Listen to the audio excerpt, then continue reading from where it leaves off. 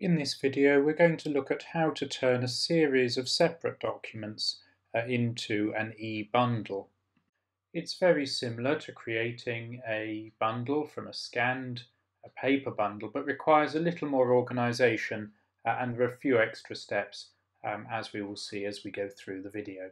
The first thing to do is to gather all of your documents in one folder. Here it's a small bundle and you'll see those are all the documents that are going to form the folder.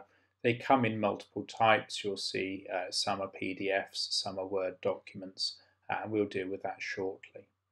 Once you've gathered them up, we need to put them into sections. So first of all, click the first document in your section, hold down Command, and then select everything else that's going to go into section A. If you then right-click and make a new folder with those items and call that section A. Then we do the same for section B, so we find the documents that are obviously going in section B, so that's the application, the C1A, and it looks like there's a couple of orders. So let's gather those up with a new folder there and call it section B. The statements, you'll see that we've got a couple of what might be position statements, and then we've got one that looks like it's our statement as a Word document and a scanned statement. It says there, so those will be section C. That just leaves two documents that we may not be quite sure what they are. One looks like our position statement, the other we're not quite sure from its name. So let's open it and you'll see it's a position statement from The Guardian, and if we did the same with our one, we'd see it's our position statement. So they're both going to go into section A. And all we need to do is select both of them, drag them into section A, and there we are. Now we've got ourselves more organised, let's have a look at what we've got, and you'll see a bit like our bundle is starting to take form. We have each section with the documents, but their names aren't helping us because we want the file names to be the bookmark name in the eventual PDF. So we're going to change that one to case summary with a space. And then we know that this one was the Guardian's position statement. So let's call it that.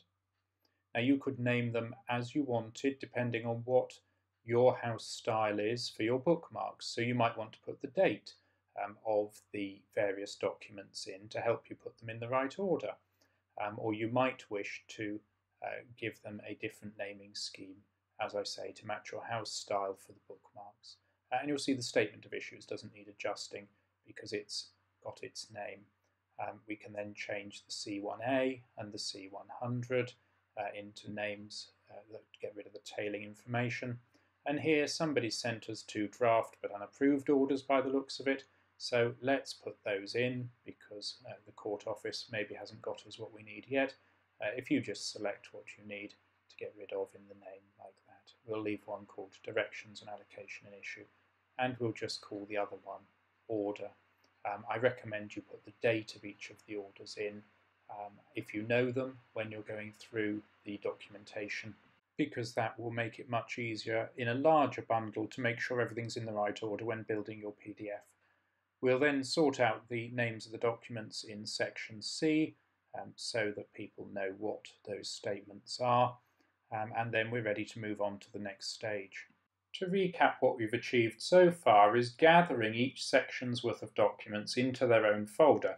Now this example just uses a few documents, but as you can imagine this could be quite time consuming if there are very many documents indeed in your bundle.